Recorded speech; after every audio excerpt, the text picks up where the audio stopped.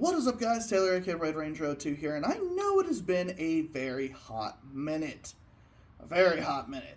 I don't even want to think of when Shadow Legends was actually posted. Whew. Anyway, we are here to do a bit of a compare and contrast review today. So, here I have the most basic Star Wars Hasbro electronic lightsaber that I can find. And over here, we have the Plasma Sword Energy Blade by Goliath. This is a very brand new toy that is only recently coming out for retail. As far as I know, the only place that it is actually sold is Target. So, essentially, we're going to try and look at these guys individually, list a couple of pros and cons of each one, and then compare the two. So, with that being said, let's get into it. And the one that we're going to start off with is the Hasbro Lightsaber Forge Luke Skywalker lightsaber. Don't at me and be like, oh, it's Anakin's, oh, it's Rey's. The package that this came in said Luke Skywalker. Anyway, this is a part of the Lightsaber Forge series. So the gimmick for this line is that it comes in several parts. It comes from an emitter, a body, and a lightsaber core, as well as the blade coming separately. Now, I'm going to put this guy back together real quick and show you what it looks like all put together. And here it is how it comes in package. As you can see, the blade does not go all the way in, and it is a classic flick blade. It does have a bit of electronics, which are a little bit difficult to see in the light over here, but we'll go through a dark segment here in a bit. So, as I showed in the beginning, this is a part of the Lightsaber Forge series, and the whole point of the Lightsaber Forge series is that there are both electronic versions of the lightsabers, non-electronic versions of the lightsabers, that are of the same modular system, where they all come apart in two different pieces. And it is meant for cross-compatibility and just being able to customize and build your own lightsabers, essentially. And what's cool is, even with the saber itself, without any other sabers, you do get a little bit of customizable bits. Like, normally, you guys know, these are meant to match the bottom parts here on the saber. But technically, you can also flip this around because it fits in the exact same way. You can even choose where you want the emitter to face, whether that is the left or that is the right. So there is a little customizable bits within the blade itself. So customization, that is basically the name of the game of this line. Now that I have showed that, I'm going to show you quickly how to put this all together, and then we are going to take a look at the lights and sound effects features. So, for this, the way it works is, you guys can see a little bar here, and there is a little gap that matches said bar in there. You line them up, and they click together. You want to take them apart, you press this button in, and they slide apart. But there you go.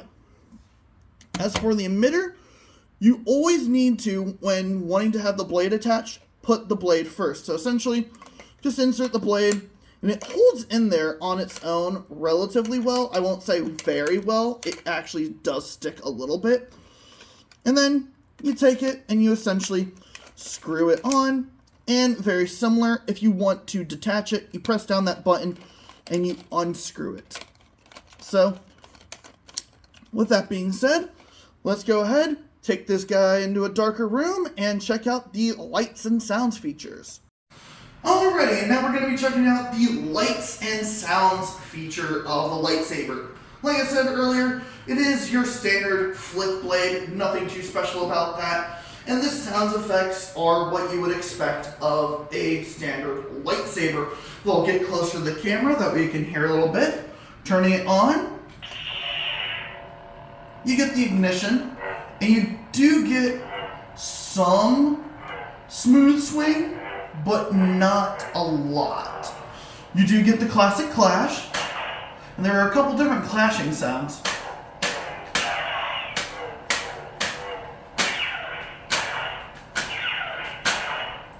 So you do get a few of the different clashing sounds. And of course you get the deignition sound. Now I know you guys can see a little bit of the light there, but what I'm going to do is I'm going to turn off this light that is right behind me, and we are going to see this thing in its full glory in the dark. Here we go!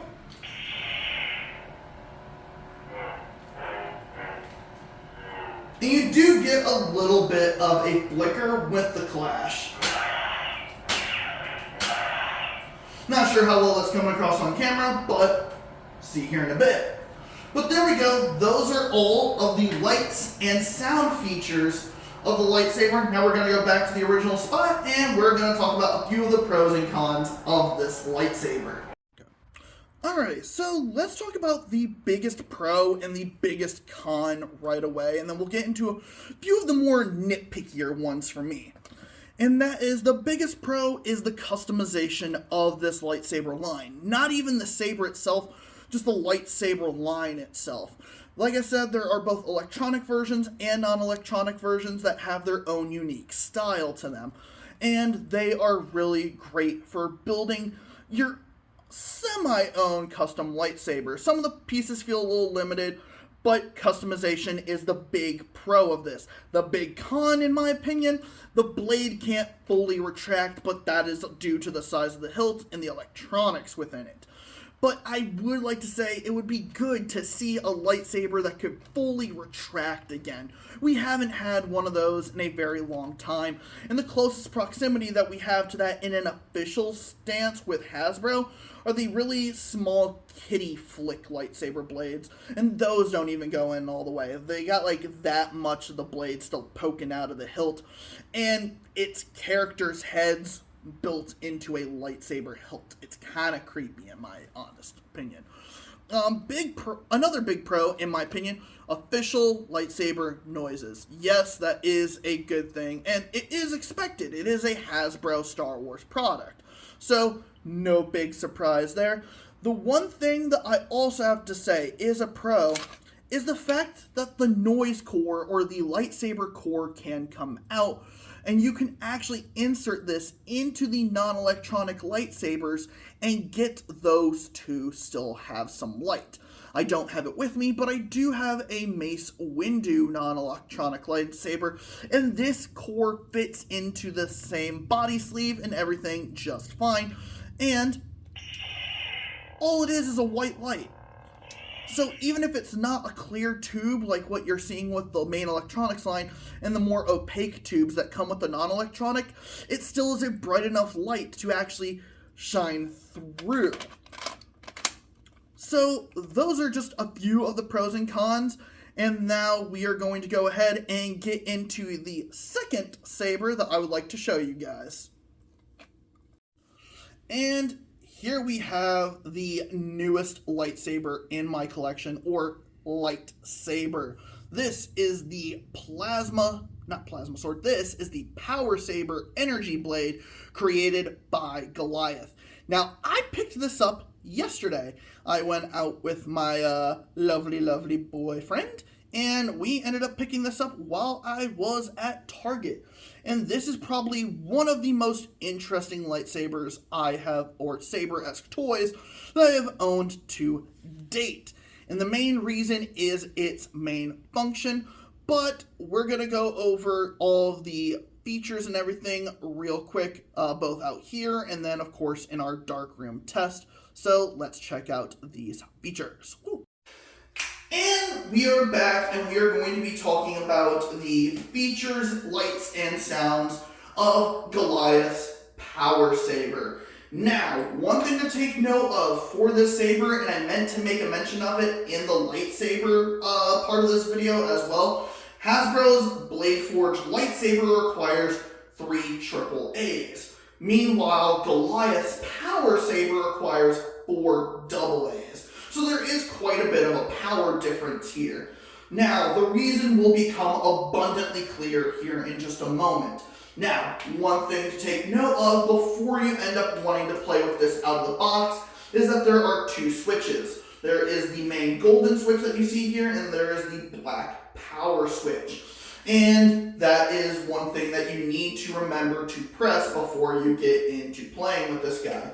So I'm going to get closer to the camera here, or if the camera can get closer to me, is that we do have the black button here, and there are two different sound effects when pressing it. Pressing it right now, you'll get, which is the power on sound. Pressing it again, we get you the power off sound. Now, one cool feature of this guy is that if you do not use it within 60 seconds of pressing that power on button, it will automatically shut off. So it does have a bit of battery saving capabilities. Same thing with the Hasbro lightsaber, but I feel like it takes a lot longer with the Hasbro lightsaber. I haven't timed it specifically, but I think it takes more than a minute, whereas this one takes about a minute. So we're going to go ahead, and I'm going to turn this on, and we're going to get into the biggest feature of this. By pressing up on the gold switch, you get a fully extendable motorized lightsaber blade. And to retract it, you simply press down on the switch. And that, in my opinion, is one of the coolest features that any lightsaber toy has had in a long time. While it's not exact, it reminds me of the early 2000s when we had the spring action lightsabers, where with a single press of a button, the blade completely ejected in one fluid motion, but we would still have to take our hands and mash the blade back into the hilt. Now, with those being gone over, let's go over the sounds of this thing real quick. So the sound, you do get an ignition noise, but unfortunately it is muffled ever so slightly by the motor in this thing because it is a really strong motor. So what I'm going to do is I'm going to put up the speaker closer to the camera in hopes that you guys can hear the ignition sound playing without any issue.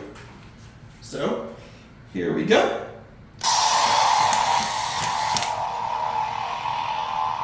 That was the ignition sound, and now for the retract. I hope you guys were able to hear that well. The ignition, probably not so much, but you can hear the retract pretty easily because you can technically get the retracting noise without actually retracting the blade. So with that being shown off, let's get back into the sounds of this thing. Still cool every time. And that is one hazard with this. It isn't a perfect science. Sometimes the blade might partially collapse. What all you have to do is give it a slight flick or just pull on it like I did just then. Now, as you guys can hear, the standby noise, and it does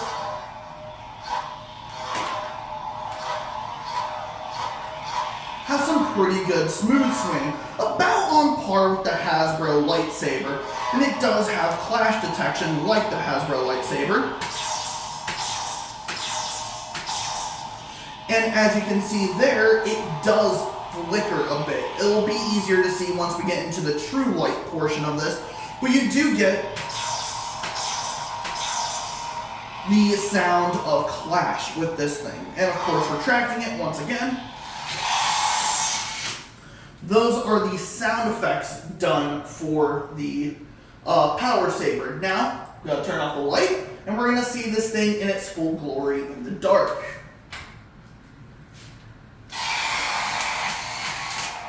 Well, as you can see, it did it once again.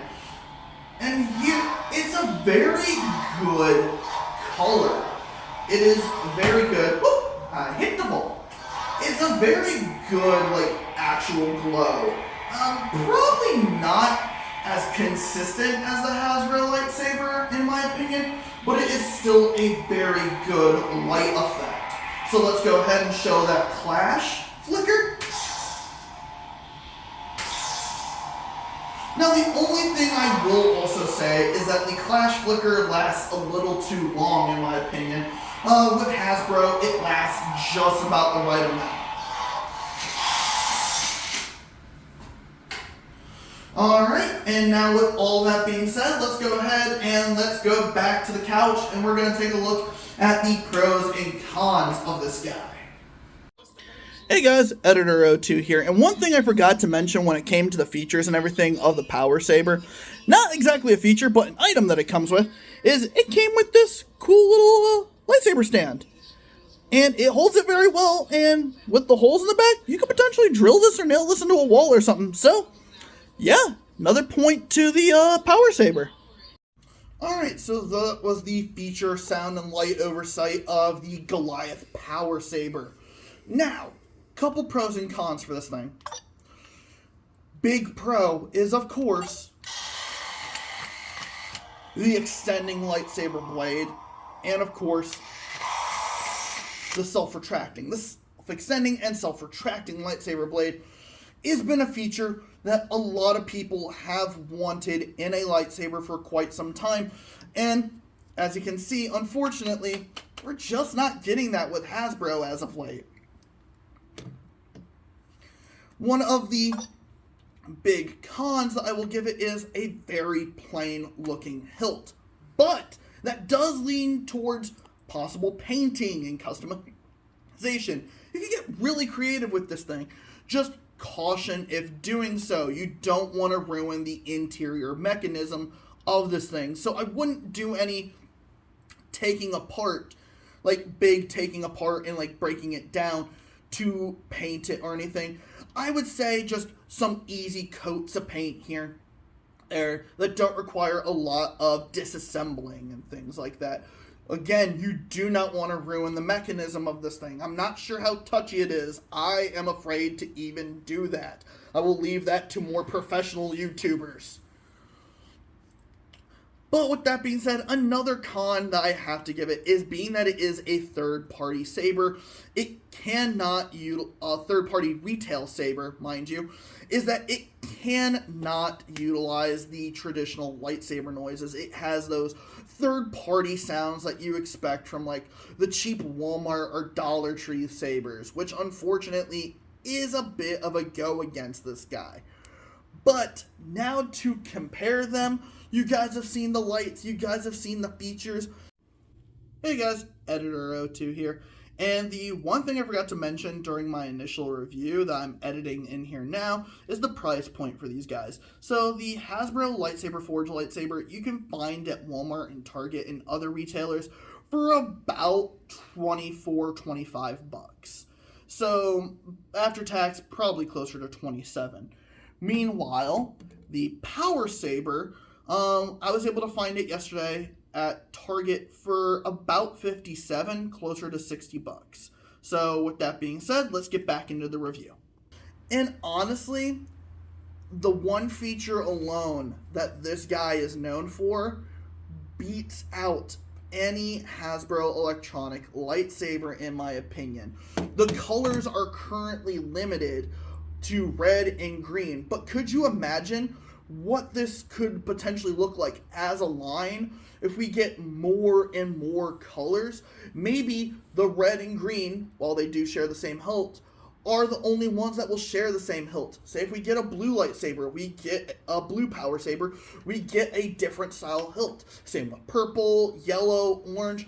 The capabilities of these sabers are endless. And that is what I think is both something that I am looking forward to and a lot of other Star Wars fans who picked up this product are also looking forward to. Does this thing have its faults? Yes, no collectible is perfect, but this is, in my opinion, what the new standard should be for lightsabers. So in my opinion, Hasbro, unfortunately, you got a lot of catching up to do, guys. With that being said, guys, I hope you enjoyed this video, and this is Red Ranger 02 signing off. Power down!